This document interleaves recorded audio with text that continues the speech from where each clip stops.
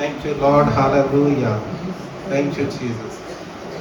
आइए अपनी बाइबल ले कहे ये मेरा बाइबल है, इसमें जो लिखा है सत्य है। इस सत्य वचन के अनुसार मैं आजाद हुआ हूँ और ये वचन मेरे मार्ग के लिए दीपक, मेरे पैरों के लिए उजाला है। मैं इसी को मनन करते हुए आगे बढ़ते रहूंगा। प्रभु का वचन जैसे लिखा है, जमीन आसमान टल जाएंगे लेकिन परमेश्वर का वचन कभी नहीं टलेगा। क्योंकि यद्यपि हम शरीर में चलते फिरते हैं तो भी शरीर के अनुसार नहीं लड़ते हैं, क्योंकि हमारी लड़ाई के हथियार शारीरिक नहीं पर गढ़ों को ढा देने के लिए परमेश्वर के द्वारा सामर्थ्य है। इसलिए हम कल्पनाओं का और हर एक ऊंची बात को जो परमेश्वर के पहचान के विरोध में उठती है, खंडन करते हैं और हर एक भावना को कैद करके मसीह का आज्ञाकारी बना देते हैं। Amen. Praise the Lord, hallelujah. प्रभु के नाम का स्तुति हो।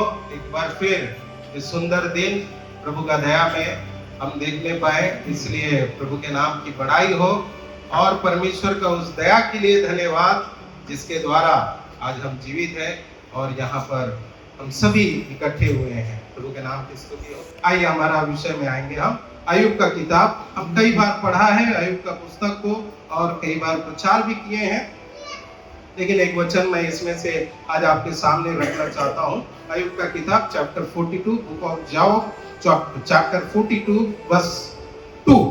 मैं जानता हूँ कि तुम सब कुछ कर सकता हो और तेरी युक्तियों में से कोई रुक नहीं सकती। ठीक है, आप देखो मेरे प्रियो, परमेश्वर का योजना, उनका प्लानिंग कभी भी निष्फल नहीं होता है, असफल नहीं होता है परमेश्वर की योजनाएं।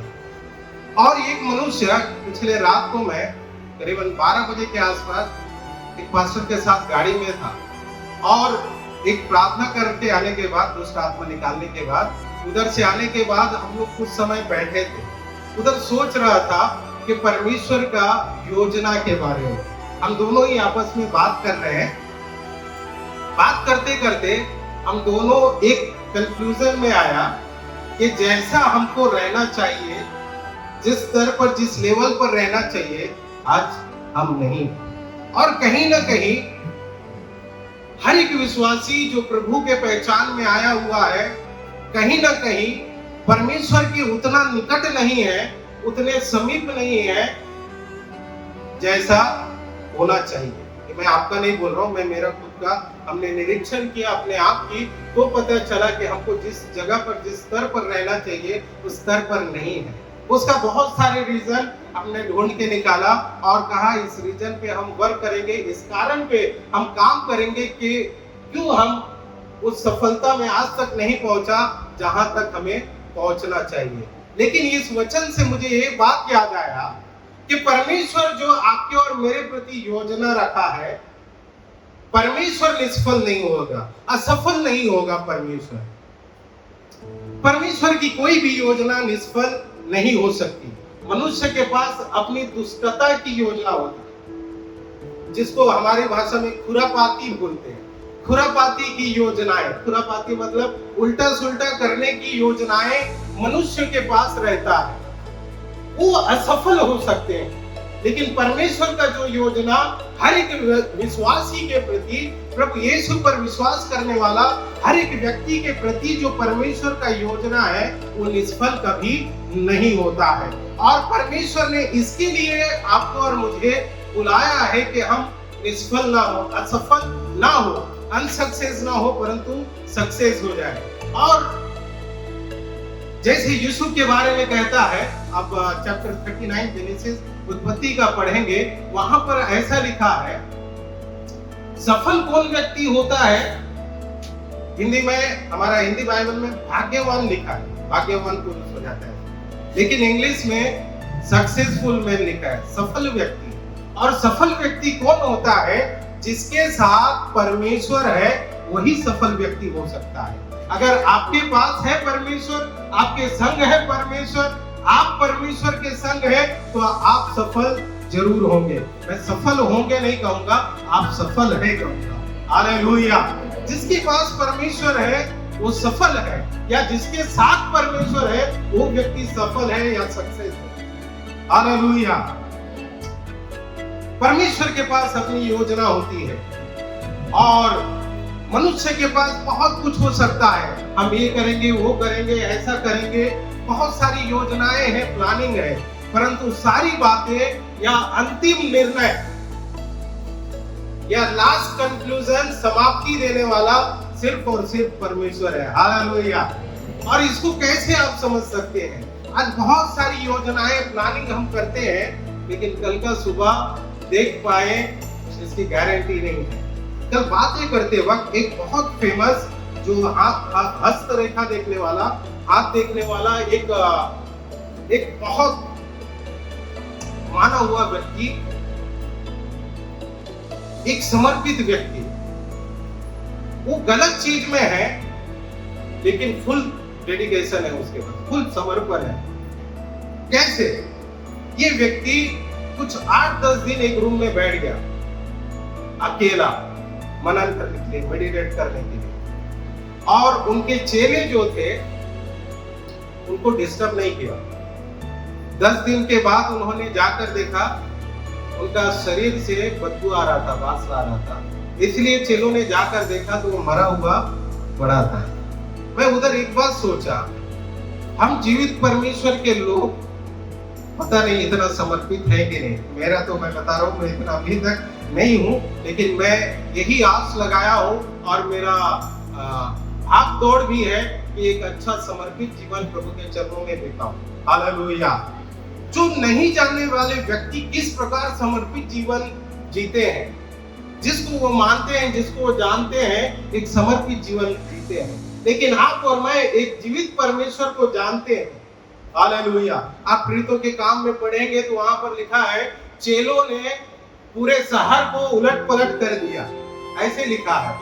और 12 ही चेले थे, और 12 चेले जिस स्टेट में, स्टेट नहीं बोलूंगा, जिस देश में गया उस देश को उन्होंने उलट पलट कर दिया। एक चेलों ने, क्या समर्पित जीवन था उनका। वही समर्पित जीवन आपका और मेरा चाहिए। परमेश्वर की योजना को पूरा करना है तो हमें वो समर्पण चाहिए।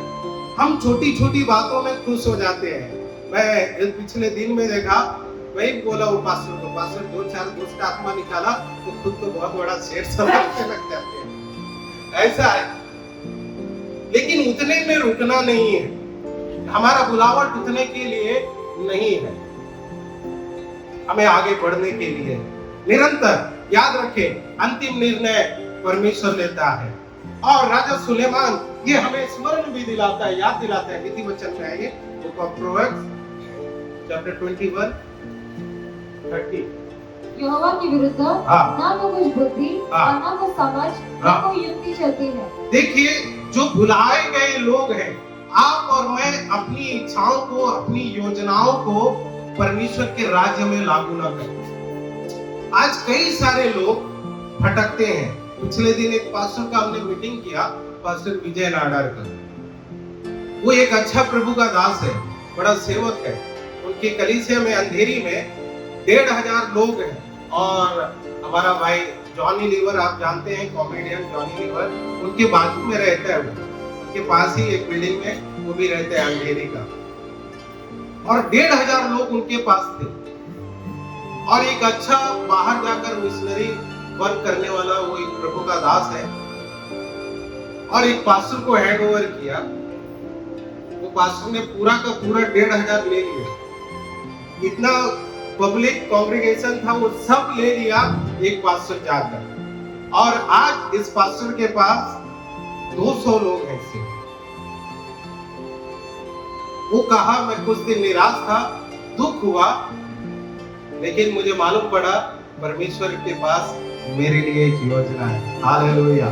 और परमेश्वर आपको कितना भी लोग तोड़ने दे, आप कितना भी टूटे, आप कितना भी बर्बाद हो जाए, लेकिन एक आबाद करने वाला परमेश्वर आपके संग है। जब आप और मैं उनकी योजनाओं को पकड़ते हैं, मुझे आज ऐसा लगता था मैं बहुत कुछ चाहता था, लेकिन इधर आते हुए कुछ हफ्ते से मुझे ऐसा लगता है जैसा चल रहा है चलने दो, परमेश्वर के चरणों में नम्रता से रहो, परमेश्वर एक दिन ऊंचा जरूर उठाएगा। हालेलुया। हम बहुत कुछ अपनी इच्छा से पाने का कोशिश करते हैं और तड़पते हैं उसके लिए शरीर में मैं खुद नुकसान उठाता है और उठा भी रहा है, लेकिन मुझे ये समझ में आया ऐसा नहीं करना चाहिए। मैं खुद सुधर रहा हूं, उसी में लगन रहना चाहिए परमेश्वर के प्रति, लेकिन परमेश्वर की योजनाओं के साथ चलना है, अपनी योजनाओं के साथ नहीं। जब हम अपनी योजनाएं अपनी बातों को करना शुरू करते हैं, हम उधर असफल हो जाते हैं। हर एक इंसान के लिए, विश्वासी के लिए परमेश्वर के पास योजना है और परमेश्वर की योजना बिल्कुल असफल नहीं होगा। अय्यूब क्यों ऐसा कहा 42 अध्याय में, चैप्टर 42 में, देखिए क्यों ऐसा कहा अय्यूब, क्योंकि वो उसका आप एक अध्याय से पढ़ते पढ़ते जाइए, दुख, अच्छी बातें, ब्लेसिंग, बहुत सारी आशीषों की बात शुरू में किया है, फिर एक बड़ा दुख आता है, फिर उनके मित्र आते हैं, उनके दोस्त आते हैं और दोस्तों ने फायदा उठाया, वहां पर अच्छा खासा अय्यूब को सुनाया, फायदा उठाया। एक बड़ा लेखक ने इस प्रकार कहा, अपनी आंसू को आप खुद पोंछना सीखें, अपनी आंसू को आप खुद पोंछना सीखें। अगर उधर दूसरे आएंगे आपके आंसुओं का सौदा करेंगे। अय्यूब और उसके मित्र आए, लेकिन अय्यूब के साथ सौदा कर रहे हैं, तू ऐसा ऐसा है, तू ऐसा ऐसा है, उस आंसू का सौदा कर रहा है। लेकिन अय्यूब जानता था वो खराब व्यक्ति है, वो जानता था वो किस प्रकार का व्यक्ति है, लेकिन हमें आने वाला जो समझाने के लिए आया हुआ व्यक्ति कुछ और बातें कर रहा है। अय्यूब के जीवन में ये समस्या आया, उसके मित्र आए और लास्ट में अय्यूब कहता है कि परमेश्वर की मैं जानता हूं कि तू सब कुछ कर सकता है। कौन? परमेश्वर। आपके और मेरे जीवन के लिए ये याद रखें, परमेश्वर सब कुछ कर सकता है। आप अपनी योजना बना रहे, अच्छा है, लेकिन वो योजना देखें इसमें परमेश्वर की उपस्थिति है या परमेश्वर है क्या मेरे साथ। आज कलीसिया एक मन ना होने के कारण ज्यादा फूट आता है और ऐसे लोग सफल नहीं होते हैं और ऐसे लोग फूट कलीसिया में डालते हैं, ऐसे लोग बाद में खुद बर्बाद हो जाते हैं और विश्वासियों को भी भटका देते हैं। आपके और मेरे पास जो योजना है, उस योजना में परमेश्वर की मर्जी है क्या और ये परमेश्वर के वचन के अनुसार है क्या, देखना बहुत जरूरी है। अगर उस योजना में जो काम मैं कर रहा हूं और इस काम में परमेश्वर की योजना या परमेश्वर की महिमा नहीं हो रही है, तो उस काम को ना करें, उसमें कुछ भी असफल नहीं होंगे। पिछले दिन मुझे एक पास्टर घर घर पे लेकर जा रहे थे, कुछ प्रॉब्लम चल रहा था तो, और जाते हुए कहा, पास्टर मुझे आपके ऊपर भरोसा है, आप एक भी विश्वासी इधर उधर तोड़ेंगे नहीं। मैं बोला ऐसा क्यों बोला पास्टर? उन्होंने मुझे बोला, जिस व्यक्ति को मैंने यहाँ पर चलाने दिया था, वो व्यक्ति ने विश्वासियों को भटका दिया। उसको ग्रोथ करना चाहिए, बढ़ाना चाहिए, प्रभु में समेट कर रखना चाहिए, लेकिन उसको भटका दिया। क्यों मालूम है? क्योंकि उनके पास अपनी योजना है, परमेश्वर की योजना को अपने जीवन में प्लानिंग में नहीं आने देते, इसलिए असफल हो जाते हैं। इसलिए आप और मैं फुल डेडिकेशन ना होने के कारण कोई भी चीज हम ढंग से नहीं कर पाएंगे। अगर आप और मैं ये सोचे मैं जो कुछ कर रहा हूँ वो परमेश्वर के लिए कर रहा हूँ और परमेश्वर को खुश करने के लिए कर रहा हूँ, आपका जीवन सफल होगा और परमेश्वर सही योजना में आपको लेकर आगे बढ़ेगा। लेकिन हम क्या करते हैं, हमारी योजनाओं को, प्लानिंग को डालना शुरू कर देते हैं। प्रियो, ऐसा नहीं करना चाहिए। 30-31 पढ़िए, नीति वचन 21 का। यहोवा के विरुद्ध ना तो कुछ बुद्धि, देखिए उनके विरुद्ध कोई बुद्धि और ना कोई समझ भी नहीं, ना कोई युक्ति चलती। ना कोई प्लानिंग युक्ति नहीं चलती है। आगे 31। युद्ध के दिन के लिए घोड़ा तैयार तो होता है। आप प्लानिंग करते हैं युद्ध करने के लिए, कुछ भी करने के लिए, लोगों को गिराने के लिए, लोगों को उठाने के लिए आप प्लानिंग करेंगे। परंतु जय यहोवा ही से मिलती है। जय सिर्फ और सिर्फ परमेश्वर से ही मिलेगा। आपको जय कोई नहीं दे पाएगा। आप अपनी योजनाओं को लागू करेंगे, आप फेल हो जाएंगे। अब यूसुफ को देखो, मैं यूसुफ के बारे में ऐसा समझता हूं, वो एक नदी के समान था, नदी का पानी के समान था, और जहां उसको बहाव मिल रहा है उधर जा रहा है। और उसका बहाव कैसा था? पहले भाइयों ने बेच दिया, फिर गुलाम बन गया, फिर एक बलात्कारी का केस आ गया, झूठा आरोप आ गया। मतलब मुझे ऐसा लगता है उसने अपना हाथ ऐसे ऊपर कर दिया था और नदी में कुछ लकड़ी बहने के जैसा, चलो भाई जिधर लेके चलना है उधर चलो, इस प्रकार का लाइफ था उसका। और 39:2 में ऐसा फिर कहता है, इन सारे मुसीबतों में भी परमेश्वर उसके साथ था। और जब परमेश्वर साथ था तभी एक व्यक्ति सफल होता है, और परमेश्वर साथ नहीं है तो व्यक्ति असफल हो जाएगा। आज मैं बताऊं, आज का दिन भले ही आपको रोना पड़ जाए, कई साल आप रो लो, आप दुख में बिता लो, लेकिन मैं एक दिन ऐसा बाइबल के हिसाब से देखता हूं और बाइबल के हिसाब से कहता हूं, परमेश्वर आपको उस सफलता में लेकर जरूर जाएगा। हालेलुया। परमेश्वर है ऐसा और वो कर सकते हैं। अपनी योजनाओं को नीचे रखें और परमेश्वर की योजना पर चलने का प्रयत्न करें। परमेश्वर आपको और मुझे बेनीहीन नहीं बनाना चाहता है। परमेश्वर आपको और मुझे राम बाबू नहीं बनाना चाहता है। परमेश्वर आपको और मुझे बेलीग्राम नहीं बनाना चाहता है, परंतु उनसे बढ़कर और कुछ बनाना चाहता है। हालेलुया। आप किसी व्यक्ति के जैसा बनने का कोशिश मत करें। आप प्रभु यीशु के जैसा बनने का कोशिश करेंगे, आपको जो परमेश्वर बनाना चाहता है वो जरूर आप बन जाएंगे। हालेलुया। आप और मैं उल्टा पलटा करने वाले लोग हैं, सही तरीके से भी और गलत तरीके से। हम चाहेंगे तो गलत तरीके से भी उल्टा पलटा कर सकते हैं, और हम चाहेंगे तो परमेश्वर की योजना के अनुसार चलकर एक अच्छा समर्पित जीवन बिताकर हम सब चीज उल्टा पलटा कर सकते हैं। हालेलुया। पिछले दिन पता नहीं मैं ये बात क्यों बोल रहा है, मेरा प्लानिंग में नहीं था, मैं इसको जो तैयार करके आया। पिछले दिन नहीं, सालों की बात है, एक व्यक्ति एक थाली में, एक व्यक्ति उसके पास आया और कहा कि मेरी गाड़ी गुम हो गया, चोरी हो गया। वो व्यक्ति ने, जो जिसके पास आया, वो व्यक्ति ने ऐसा करके थाली में कुछ फूका और सारे पिछली बातें उस थाली के अंदर दिखना शुरू हो गया, जैसा हमारा सीसीटीवी कैमरा का रिकॉर्डिंग के जैसा।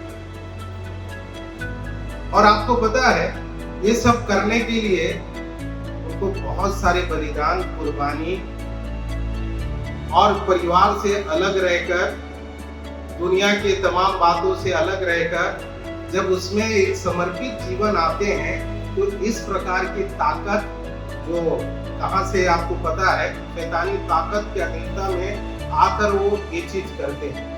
लेकिन बाइबल के अनुसार आप और मैं जीवित परमेश्वर के लोग हैं। हालेलुया। तो हमारे पास क्या होना चाहिए? दानियल को देखिए, यूसुफ को देखिए, क्या होना चाहिए और क्या रहना चाहिए। मैं अपने आप को प्रचार कर रहा हूं, मैं आपको नहीं बोल रहा, मैं अपने आप को प्रचार कर रहा हूं। और मैं सच में बोलता हूं, मैं अंदर से एक टूटा हुआ व्यक्ति है इस चीज में। जो मुझे होना चाहिए, जो मुझे करना चाहिए, नहीं कर पाया। और आज तक लड़ाई झगड़ा, पति पत्नी को शांत कराना, इसी में लगा हुआ। हमारा जीवन देखो कहां पर जा रहा है।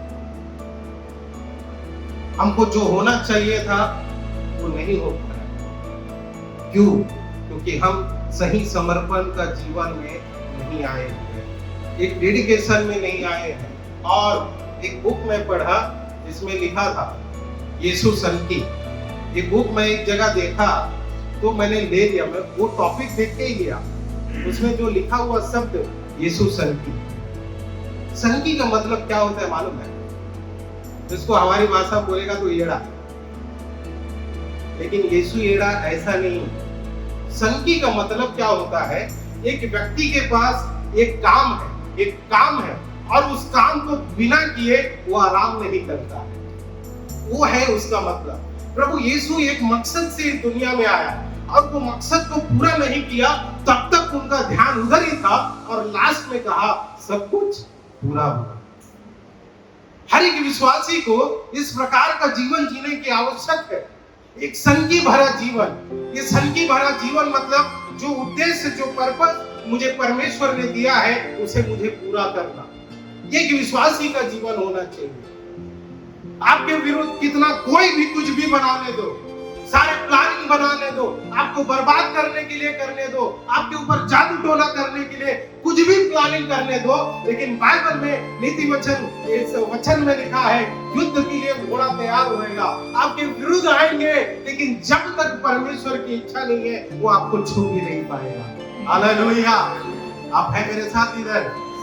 वो आपको छू भी नहीं पाएगा, क्योंकि योजनाएं बनाने दो, आपके विरुद्ध बनाने दो, आपको भड़काने के लिए बनाने दो, आपको बर्बाद करने के लिए बनाने दो, लेकिन जब तक परमेश्वर का ऊपर से इजाजत नहीं आता, आपका कोई एक बाल भी नहीं गिरा सकता।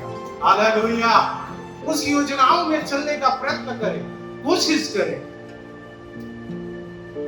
अब आपको मैं एक इतिहास की पुस्तक में लाना चाहता हूँ। आइए जल्दी से दूसरा इतिहास 13 अध्याय, 2 क्रॉनिकल चैप्टर 13 वर्स 12 पढ़िएगा जल्दी। यहाँ दो राजाओं के बारे में बताया गया है। देखो हमारे संग हमारा प्रधान परमेश्वर है, हाँ, और उसके याजक तुम्हारे विरुद्ध सांस बांधकर फूंकने को तुरैया लिए। देखो हमारे संग हमारा प्रधान परमेश्वर है। यहाँ पर थोड़ा सा बैकग्राउंड देके मैं जाना चाहता हूँ। दो राजा है, एक यारोबाम है, दूसरा अबिय्याह है, और दोनों का युद्ध के बारे में कहा है, लड़ाई के बारे में बताया गया है। यारोबाम के पास 8 लाख सैनिक है और अबिय्याह के पास 4 लाख है, आधा। यारोबाम, और ये आपको पता है ये दोनों कौन है? एक यहूदा है, एक इजराइल है। आपको पता है ये दोनों कौन है? ये दोनों भाई भाई है। ये दोनों भाई भाई है। एक यारोबाम है, अबिय्याह है, दोनों राजा है। एक इजराइल है, एक यहूदी है, और दोनों भाई भाई है। दोनों के पास योजना है, दोनों के पास प्लानिंग है। एक के पास बर्बाद करने का है और एक के पास परमेश्वर का योजना है। भाइयों के बीच में भी ऐसी बातें हैं, लेकिन परमेश्वर किसके साथ रहता है? हम सब बोलते हैं यीशु मेरे साथ है। हाँ भाई है। दूसरा भाई बोलेगा हाँ यीशु मेरे साथ है, बोलेगा यीशु मेरे अंदर है, तो बोलेगा यीशु को मैं पहना हूँ। आपस में दोनों भाइयों का चल रहा है यहाँ पर। यारोबाम और अबिय्याह। आगे पढ़िए वो 12 वचन। देखो हमारे संग हमारा प्रधान परमेश्वर है, हाँ, और उसके याजक हमारे साथ हमारा प्रधान परमेश्वर है, और उसके याजक तुम्हारे विरुद्ध हाँ, सांस बांधकर फूंकने को आओ परमेश्वर के याजक लोग सांस बांधकर तुरही फूंकने को तैयार है। और हे इस्राएलियों, हाँ, अपने पूर्वजों के यहोवा परमेश्वर यहोवा से मत लड़ो, क्योंकि तुम सफल ना होगे। किससे मत लड़ो कहता है? अपने पूर्वजों के परमेश्वर। यहाँ पर यारोबाम के विरुद्ध लड़ रहा है, लेकिन वचन क्या कहता है कि तुम अपने परमेश्वर यहोवा के विरुद्ध मत लड़ो। आपको मालूम है जब आपस में हम भाई लोग बोलेगा तो सारे बहन भाई सब आ गए, हम आपस में इन बातों में युद्ध करना शुरू करेंगे, हम परमेश्वर से लड़ते हैं, परमेश्वर की योजना के विरुद्ध लड़ते हैं। आगे देखिए, हाँ जी पढ़िए 17 वचन 13। अबिय्याह और उसकी प्रजा ने उन्हें बड़ी मार से मारा। देखो, अबिय्याह और उसकी प्रजा ने यरोबाम के उसके भाई के सैनिकों को, लोगों को बड़ी मार मारा। यहाँ तक कि इस्राएल में से 5 लाख छठे हुए पुरुष मारे गए। इतने लोग मारे गए। एक व्यक्ति परमेश्वर की योजना के अनुसार न चलने के कारण, परमेश्वर से बलवा करने के कारण, परमेश्वर से लड़ने के कारण कितना बर्बादी है यहाँ पर दिख रहा है। आज कलीसिया में यही हालत होने के कारण कलीसिया सही तरीके से बढ़ नहीं रहा है, क्योंकि सब भाई लोग, बहन लोग आपस में ही लड़ रहे हैं, परमेश्वर की योजना के विरुद्ध लड़ रहे हैं और परमेश्वर से लड़ रहे हैं। आगे पढ़िए 18 वचन। उस समय तो इस्राएली दब गए हाँ। और यहूदी इस कारण प्रबल हुए कि हाँ। उन्होंने अपने पितरों के परमेश्वर यहोवा पर भरोसा रखा था। उस परमेश्वर, इस्राएली दब गए, लेकिन यहूदी सफल होकर आगे आए और सफल होने वाले व्यक्ति 4 लाख थे, असफल होने वाले व्यक्ति 8 लाख थे। 4 लाख वालों के साथ परमेश्वर का योजना है, 8 लाख परमेश्वर के योजना के विरुद्ध जा रहे हैं। जनसंख्या योजना के विरुद्ध है, बड़ा मेजोरिटी योजना के विरुद्ध है। कई पास्टरों का हाल देख के ऐसा लगा कि बड़े मेजोरिटी है, एक पास्टर के साथ चले जाते हैं। कुछ लोग हैं जो उस पास्टर के साथ रुके रहते हैं, जिसने वहां पर बीज डाला, जिसने वहां पर मेहनत किया, जो उन्हें पानी डाल रहा है, जो उनको बढ़ा रहा है, जो उनको चरवाहा के समान उनका देखभाल कर रहा है। कुछ लोग रुकते हैं, लेकिन एक बड़ा मेजोरिटी है, एक बड़ा जनसंख्या है जो परमेश्वर की योजना में नहीं है, उसके विरुद्ध जाते हैं और परमेश्वर से लड़ना शुरू कर देते हैं।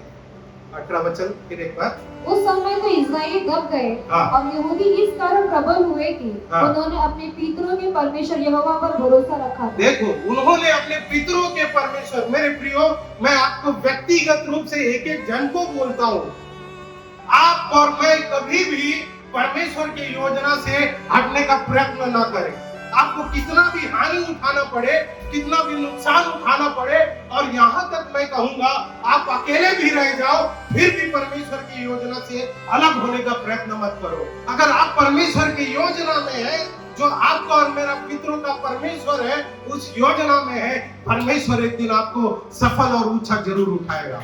हालेलुया, बोलो यीशु मसीह की। अब यूसुफ के जीवन में फिर आइए। यूसुफ के भाइयों ने क्या निर्णय लिया?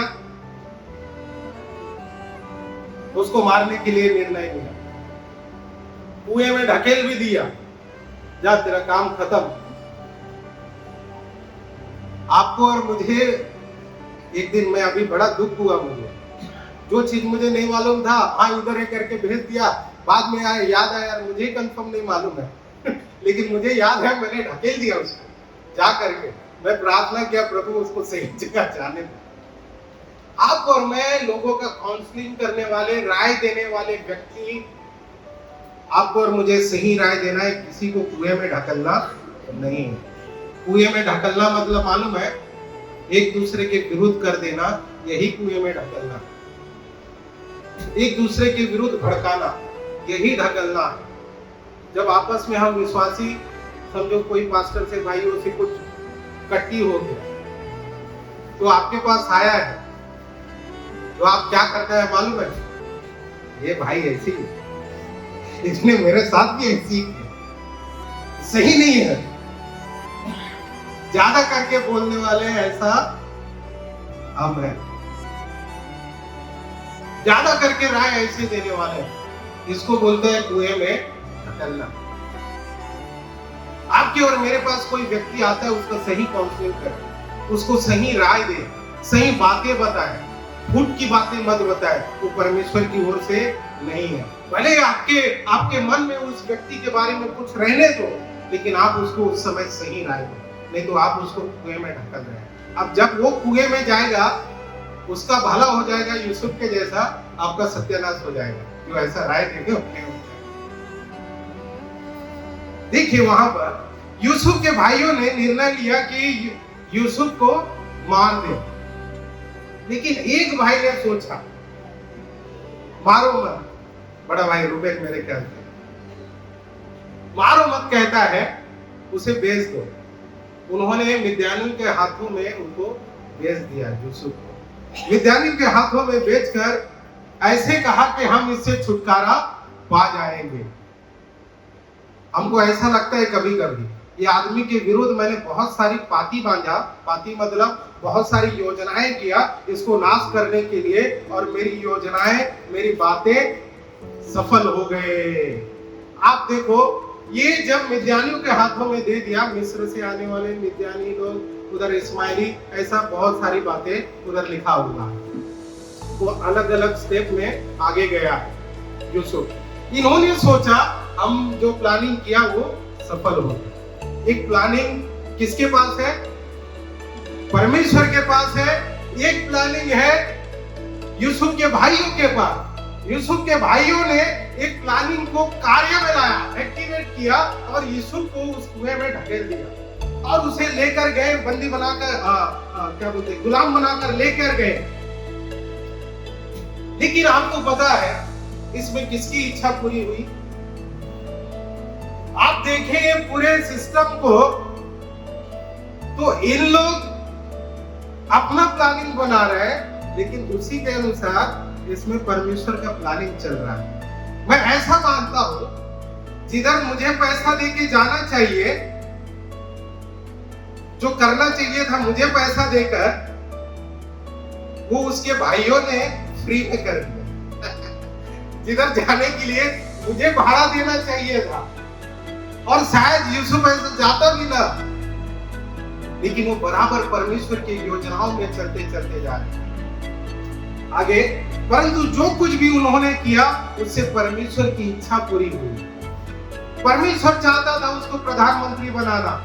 परमेश्वर चाहता था इनके जीवन में अकाल आने वाला है, उस अकाल से बचाने के लिए यूसुफ को तैयार करना, ये परमेश्वर की इच्छा थी। लेकिन उनके भाइयों ने एक योजना बना दिया इसको खड्डे में डालने के लिए। मैं आपको बड़े बड़े बड़े गर्व से ये बोलना चाहता हूँ, मसीह यीशु में अगर आप परमेश्वर में बने हुए हैं तो आपके विरुद्ध जो कोई कुछ भी करे, उन सारी बातों को मिलाकर परमेश्वर आपके लिए एक बड़ा भलाई को उत्पन्न करेगा। हालेलुया। कोई कुछ भी करे, लेकिन अंत में परमेश्वर की योजना ही उधर पूरी होने वाली है। कोई मनुष्य की योजना वहां पर पूरा नहीं होगा। कुरिन्थी की पत्री में देखें, परमेश्वर के वचन ऐसे कहते हैं, बुद्धिमानों को उनकी बुद्धिमानी में ही परमेश्वर फंसाता है। यहाँ पर इनकी बुद्धिमानी कितना अच्छा काम किया, प्लानिंग किया, उसके कपड़े को लिया, उसमें एक जानवर को मार के उसका खून लगा दिया, पिता के पास भेज दिया कि हमारा भाई मर गया बोलकर। कितना मस्त सुंदर प्लानिंग। और ये प्लानिंग गुप्त चलते रहते हैं कुछ लोगों के साथ। बहुत सारे ऐसे लोग हैं जो परमेश्वर के राज्य के विरोध में योजना बनाते हैं और उसमें एक झुंड को लेकर चलना शुरू करते हैं, लेकिन अंत में मैं आपको बताना चाहूंगा परमेश्वर का योजना ही सफल होगा। हालेलुया। एक वचन पढ़िएगा, नीति वचन में आइए, 16 अध्याय 4 वचन जल्दी से। 16 का 4। यहोवा ने सब वस्तुएं विशेष उद्देश्य के लिए बनाई है। परमेश्वर ने सब वस्तु एक विशेष उद्देश्य, पर्पस है उनका, एक स्पेशल पर्पस है हर एक मनुष्य के लिए। यानी आपके लिए भी है, मेरे लिए भी है, हर एक व्यक्ति के लिए परमेश्वर के पास एक विशेष योजना है। हर एक व्यक्ति नहीं बोलूंगा, हर एक वस्तु के लिए, हर एक व्यक्ति के लिए। ये कागज के लिए भी परमेश्वर के पास योजना है, हमारे लिए भी परमेश्वर के पास योजना है। यहाँ तक मैं सोचा है नाक में क्यों बाल आते हैं, कभी कभी खुजली होता है, खुजली होता है, मालूम पड़ा उसके पीछे भी परमेश्वर के लिए, हर एक चीज के पीछे परमेश्वर का योजना है, एक पर्पस है परमेश्वर के पास। और वरन दुष्ट को भी विपत्ति भोगने के लिए बनाया है। देखो परमेश्वर के पास हर चीज के लिए योजना है, इसका मतलब आपके और मेरे लिए भी व्यक्तिगत परमेश्वर के पास योजना है। आप दूसरे की योजना में टांग मत डालो, दूसरे की योजना को बर्बाद मत करो, क्योंकि आपके पास परमेश्वर के पास, आपके लिए परमेश्वर के पास योजना है और परमेश्वर चाहता है आप उस योजना में चले। हालेलुया। अब समझो इधर हम सब पास्टर हो गए, मान लो कोई आमीन नहीं। चलो अच्छा है कुछ लोग मानो सब पास्टर हो गए, अभी फायदा की बात में बोलती सब पास्टर हो गए, तो आप और मैं क्या करेंगे?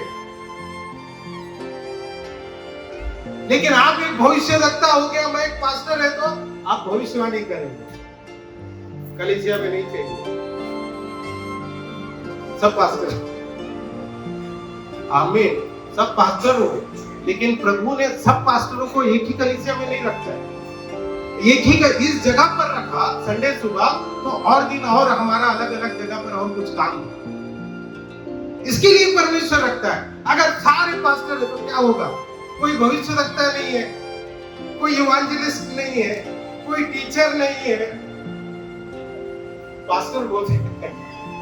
आजकल विश्वासी को बोलने के लिए डर लगता है, क्योंकि गली गली में पास्टर है, उनके दुख सुख में नहीं पहुंचा तो हमारे दुख सुख में आए नहीं, ये पास्टर आए, ये अच्छा। हर एक व्यक्ति के लिए परमेश्वर के पास जो योजना है, उस योजना में आप सफल हो जाए, उस योजना में आप और मैं चमके। जो आपका और मेरा बुलावट है, उस बुलावट को पकड़े, उस बुलावट के द्वारा आप परमेश्वर की महिमा कर सकते हैं। बिना बुलावट का आप परमेश्वर का महिमा नहीं कर सकते। बुलावट है आपके और मेरे पास, लेकिन अलग अलग प्रकार की सेवा, अलग अलग कार्य आपको दिया है, और ये सब किस लिए है? परमेश्वर की देह, मसीह यीशु की देह उन्नति पाने के लिए है, मसीह का देह बढ़ने के लिए है। मेरा साम्राज्य, मेरा राज्य, मेरा किंगडम नहीं, परंतु मसीह का किंगडम, परमेश्वर का राज्य बढ़ने के लिए ये सारी बातें हैं।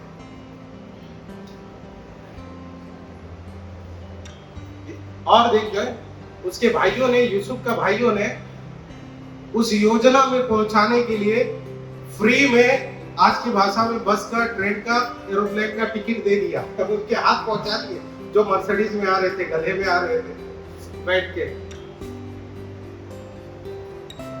परमेश्वर अपनी योजना को जरूर पूरी करेगा अगर आप परमेश्वर के साथ बने हुए हैं, आप परमेश्वर के साथ चल रहे हैं। तो एक वचन बोलूंगा, मैं बंद कर दूंगा। आइए प्रेरित के काम 2 अध्याय 23 और 24 वचन पढ़िए। उसी यीशु को जो परमेश्वर की ठहराई हुई योजना और पूर्व ज्ञान के अनुसार पकड़वाया गया, हाँ, तुमने अधर्मियों के हाथ से क्रूस पर चढ़वाकर मार डाला। आप देखिए यहाँ पर एक योजना, प्रभु यीशु मसीह एक योजना के तहत आया, एक प्लानिंग के तहत आया इस जगत में, और यहाँ पर सारे लोग इजरायली हैं, रोमन एम्पायर है, फरीसी, शास्त्री, सदुकी लोग हैं, यहाँ पर हेरोदियन लोग हैं। अब इन सब का प्लानिंग क्या है? देखिए उस प्लानिंग को पकड़े। आप इधर देखें, मेरे इधर देखिए, रोने वाले को रोने दो, बाद में हंसेंगे। आप इधर देखो, आप इनकी योजनाओं को देखो। ये सारे फरीसी, शास्त्री, सदुकी, हेरोदियन और रोमन एम्पायर, जितने इजरायली यहूदी लोग हैं, इनका एक प्लानिंग है। क्या प्लानिंग है? प्रभु यीशु मसीह को क्रूस पर चढ़ाना। अब ये वचन क्या कहता है? वापस पढ़िएगा, वचन ध्यान से सुनना। उसी यीशु को जो परमेश्वर की ठहराई हुई योजना और पूर्व ज्ञान के अनुसार पकड़वाया गया। देखिए प्रभु यीशु मसीह पकड़ा नहीं गया है, पकड़वाया गया है, और पकड़वाया तो परमेश्वर का पूर्व योजना है। पहले से परमेश्वर प्लानिंग करके रखा है, और परमेश्वर की प्लानिंग में कौन चल रहे हैं? इन लोग चल रहे हैं, पकड़वाने वाले। और ये क्या सोच रहे हैं? हमने योजना बनाया इनको पकड़वाने के लिए, प्रभु यीशु मसीह को क्रूस पर चढ़ाने के लिए, लेकिन परमेश्वर का योजना उस पे कार्य कर रहा है। यीशु मसीह, परमेश्वर ने, यीशु मसीह को परमेश्वर ने इस दुनिया में भेजा कि हमारे अपराधों के लिए, हमारे पापों के लिए वो खुद बलिदान हो, कुर्बान हो। हालेलुया। और यहाँ पर इन लोग योजना बना रहे हैं प्रभु यीशु मसीह को क्रूस पर चढ़ाने के लिए। इसमें आपको और मुझे समझ के आता है, इंसान अपनी योजना बना रहा है, लेकिन ऊपर से परमेश्वर उस योजना पे काम कर रहा है, और सारी बातों को मिलाकर परमेश्वर की योजना ही पूरी हो रही है। हालेलुया। इसलिए कोई परिस्थिति में आप डरना मत, घबराना मत। हर एक बातों में परमेश्वर की योजना पूरी हो जाएगी और वो आपके भलाई के लिए होगी। एक वचन और पढ़िए, मत्ती का सुसमाचार 20 अध्याय 28 वचन। जैसे कि मनुष्य का पुत्र हाँ। और इसलिए नहीं आया कि उसकी सेवा टहल की जाए, हाँ। परंतु इसलिए आया कि आप सेवा टहल करें। प्रभु यीशु मसीह का आने का उद्देश्य आप सेवा टहल करना। और प्रभु यीशु जिस रात फसह के पर्व में प्रभु यीशु जब पकड़वाया गया, चेलों के साथ उन्होंने रोटी खाई, उस फसह के पर्व को माना, और फसह के पर्व में चेलों के साथ रोटी खाते हुए उन्होंने कहा, ये लो, ये मेरा शरीर जो तुम्हारे लिए तोड़ा जाएगा। उस योजना के तहत प्रभु यीशु मसीह बोल रहा है। उन्होंने दाख का रस लिया और मेरा लहू, तब तक प्रभु यीशु क्रूस पर चढ़ा नहीं था, लेकिन उस योजना को अपने चेलों पर, अपने शिष्यों पर प्रकट कर रहे हैं, जो परमेश्वर ने बना कर रखा है। हर एक व्यक्ति के लिए परमेश्वर के पास योजना है। हालेलुया। मैं लास्ट का एक कहानी बोलना चाहता हूँ। एक प्रभु का दास एक अच्छा कहानी का स्टोरी जो सीखने लायक है। एक जमींदार था, और जमींदार उसके खेत में उसने बहुत बड़े बड़े पेड़ लगाया था। बड़े पेड़ नहीं, छोटे होके बड़े हुआ था, वो वाला पेड़। बड़े बड़े पेड़ था और बहुत सुंदर सुंदर, एकदम सीधा सीधा। ये आज का जमाने का बात नहीं कर रहा हूँ, पहले का जमाने में अच्छा सीधा सीधा पेड़ था उसका। और उसका एक दुश्मन था। उसका दुश्मन मतलब जो जलने वाला व्यक्ति था, उससे जलने वाला व्यक्ति। कभी कभी ऐसा होता है, लोगों का आशीष देख के हमारे यहाँ घूमते हैं लोगों का ब्लेसिंग जो प्रभु ने दिया है उसको देख के हमारे यहाँ घूमते हैं, हम जलन करते हैं। पिछले दिन बोला मुझे एक व्यक्ति ने, ऐसा ऐसा वो कर रहा है। मैं बोला, भाई पैसा उसका, वो मेहनत करता है, वो जैसे चाहे वो करे, तू मुझे बोलने के लिए क्यों बोलता है? तेरा क्या काम है उनके पैसे में? उनको बुद्धि नहीं है क्या? उनको परमेश्वर चलाता नहीं है क्या? लेकिन हमारा ऐसा है, हमारे पास नहीं रहते हुए हम दूसरों को दें, उसने ऐसा पैसा ये क्यों किया? भाई तू कमा, तू तेरा पैसा क्या करने कर, दूसरे के पैसे में क्यों नजर रखते हैं?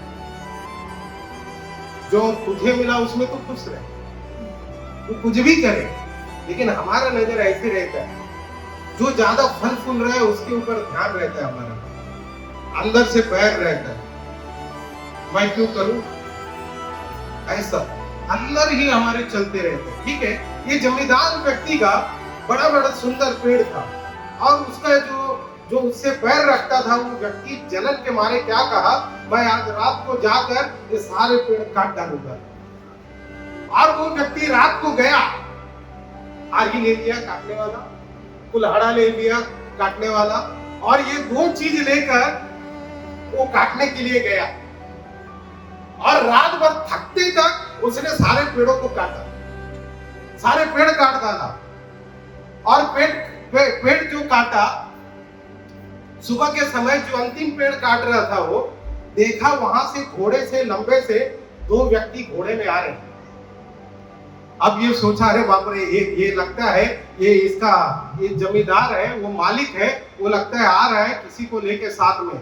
ये व्यक्ति जो लाश काट रहा था, वो काटते काटते ऐसा खींचने के कारण वो पेड़ उसी के ऊपर गिरा और वो मर गया। उसी के ऊपर गिरकर वो मर गया। पेड़, जिस पेड़ को वो काटा, उस व्यक्ति के ऊपर, काटने वाले के ऊपर गिर गया और वो व्यक्ति मर गया। उतने में ये दोनों व्यक्ति आ गए, और आने के बाद इन्होंने उसको थोड़ा बाहर निकाला। आने के बाद मरा, लास्ट मरने वाला पहले बता दिया मैं, तो आप लोग होशियार है ना, उनके लास्ट में मरा तो कैसे बात किया। और जब उसको बाहर खींचा तो हम पिक्चर में अक्सर देखा है ना, लास्ट में रिपेंट करते हैं, मुझे माफ कर दो, मैंने ऐसा किया वैसा किया, तो लास्ट में रिपेंट करते हैं। ये व्यक्ति को जब खींच के निकाला तो कहते हैं, मुझे माफ करो, आपके प्रति मुझे बहुत जलन था। वो जमींदार को बोलते हैं, आपके प्रति मुझे बहुत जलन था, मुझे माफ करो, इसलिए मैं रात में आपका सारा पेड़ काट दिया। वो भाई क्या बोलते हैं मालूम है? आपको माफी देने का जरूरत नहीं है, आपने अच्छा काम किया मेरा पेड़ काट कर।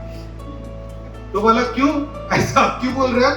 बोलते ये जो दूसरा व्यक्ति है, मुझे मेरा घर बनाना था, भवन बनाना था मेरा, इसलिए सारे पेड़ को काटने के लिए एक दूसरा आदमी को लेके आया। आपका धन्यवाद, आपने काट दिया रात में। ये प्लानिंग करके आ रहा है कि उन पेड़ों को आज काटेगा, उसका घर बनाना है, पहले लकड़ियों का बनाते था। ये व्यक्ति का एक प्लानिंग चल रहा है, बैर है, दुश्मन है, झगड़ा है, इसलिए रात को आके सारा पेड़ काट दिया। उसका मजदूरी भी बच गई, मेहनत भी बच गया। आ गया भाई, रात को सब काट दिया और उस पेड़ के नीचे खुद आके दब के मर गया। क्या समझ में आता है इन बातों से? यही कि परमेश्वर आपके लिए, मेरे लिए योजना है। आपसे मुझसे लोग कितना भी बैर करें, लेकिन वो सफल नहीं होंगे। अंत में परमेश्वर का जो योजना हमारे जीवन में है वही सफल होगा। प्रभु यीशु मसीह सारे मानव जाति को बचाने के लिए जगत में आया। लोगों को लग रहा है हम यीशु मसीह को क्रूस पर चढ़ा देंगे, उसका कहानी खत्म हो जाएगा। वो लोगों के लिए आया, इतना चिन्ह चमत्कार किया, नाश करने के लिए प्रभु यीशु मसीह को इन्होंने योजना बनाया। लेकिन वही योजना को परमेश्वर ने सारे मानव जाति को बचाने के लिए बनाया। हालेलुया। वो प्रभु यीशु मसीह परमेश्वर का मेमना जो सारे जगत के पाप को उठा ले गया, वो मेमना प्रभु यीशु मसीह इस जगत में योजना के तहत आया। उस योजना के द्वारा आप और मैं बचे हुए हैं और परमेश्वर ने एक विशेष योजना से आपको और मुझे यहाँ पर रखा है। हालेलुया। आइए अपनी आंखों को बंद करें। दूसरे की योजनाओं में हम शामिल नहीं होना, दूसरे की योजनाओं में टांग अड़ाना नहीं, दूसरे की योजनाओं में जाना नहीं, परंतु परमेश्वर से मांगना, प्रभु आपने मेरे लिए क्या रखा, मेरे लिए जो योजना है, मेरे लिए जो प्लानिंग है, वो मेरे जीवन में आने दे प्रभु, ताकि मैं चमकूं। यूसुफ को आपने प्रधानमंत्री बना दिया, और उनके भाइयों ने, खुद के भाइयों ने उनको बेचा, मौत के घाट पर उतार दिया, लेकिन आपने एक योजना यूसुफ के लिए रखा था और उस योजना में यूसुफ को आपने प्रधानमंत्री बनाया। पिता परमेश्वर, मैं अपने आप को आपके चरणों में सौंपता हूँ प्रभु। प्रभु मुझे ऐसा बनाए जो मैं आपको पसंद आऊं। मुझे मेरे साथ ऐसा व्यवहार करे पिता कि मैं आपकी योजनाओं में चलते रहूं। मैं दूसरे की योजनाओं में नहीं, दूसरे की बातों में नहीं, दूसरे के सेवकाई में नहीं, परंतु प्रभु जिस कार्य, जिस उद्देश्य, जो योजना से आपने मुझे बुलाया है, जो काम मुझे, मेरे लिए आपने रखा है कि ये मैं करूं, वो काम मुझे दे प्रभु, ताकि मैं सफलता की ओर आगे बढ़ूं। क्योंकि मैं इस दुनिया में अंधेरे स्थान पर एक रोशनी के समान चमकने के लिए आया हूं और उस नमक का काम करने के लिए इस दुनिया में हूं। जहां पर सड़ाहट है, जहां पर कड़वाहट है, जहां पर मतभेद है, वहां पर उनके बीच में एक नमक का काम करो प्रभु। आपकी युक्तियां, आपकी योजनाएं वो कभी निष्फल नहीं होती है। आपने जो बनाया है वो पूरा होकर ही रहेगा। प्रभु से कहें, प्रभु एक समर्पित जीवन बिताने के लिए मुझे सहायता करें। मेरा उठना, बैठना, चलना, हर एक चीज आपको भाने दे प्रभु परमेश्वर। ऐसा बना मुझे प्रभु जो मैं आपको पसंद आऊं, आपकी मर्जी पर चलूं। Thank you Jesus. कहें, प्रभु से कहें, प्रार्थना करें। अगर आपको ऊंचा उठना है, परमेश्वर का वचन में ऐसे लिखा है, नीचे गिरने से पहले मनुष्य के अंदर घमंड आता है और ऊपर जाने से पहले, ऊपर उठने से पहले मनुष्य के अंदर नम्रता आती है। आप जितना अपने आप को नम्र करें, परमेश्वर आपको उतना ऊंचा उठाए। आप और मैं एक दूसरे के विरुद्ध, हम कुछ विरोध की बातें ना करें, हम अपनी योजनाओं को लागू ना करें, हम सब मिलकर परमेश्वर की योजना पर चले। ये परमेश्वर की बुलावट है। और जब हम परमेश्वर की योजना पर चलते हैं, वह हमारे लिए कोई भी भली वस्तु की घटी नहीं होने देता है। वो अपने स्वर्गीय भंडार से हमारी सारी जरूरतों को पूरा करता है। उनकी योजना को मांगे, उनकी योजना पर चले, तब आपस में बैर खत्म हो जाएगा। हम मसीह के, उनके देह के अलग अलग अंग हैं और बिना हम एक दूसरे के अधूरा है। अगर आप नहीं है तो मैं एक पास्टर किस काम का? अगर आप ही हैं और पास्टर नहीं है तो आपका भी कोई उद्देश्य नहीं है। हम सब एक उद्देश्य, एक मकसद, एक बुलावट से बुलाए गए हैं और हम सब मिलकर बड़ी ईमानदारी के साथ मसीह की देह की उन्नति करना है। उनकी उन्नति की बातें करना है जिससे मसीह का देह बढ़ोतरी पाए। एक दूसरे से विरोध की बातों को दूर करें और हम्बल हो जाए, प्रभु के चरणों में नम्र हो जाए और परमेश्वर की योजनाओं को आपके जीवन में कार्य करने के लिए अवसर दे दें। Thank you Lord.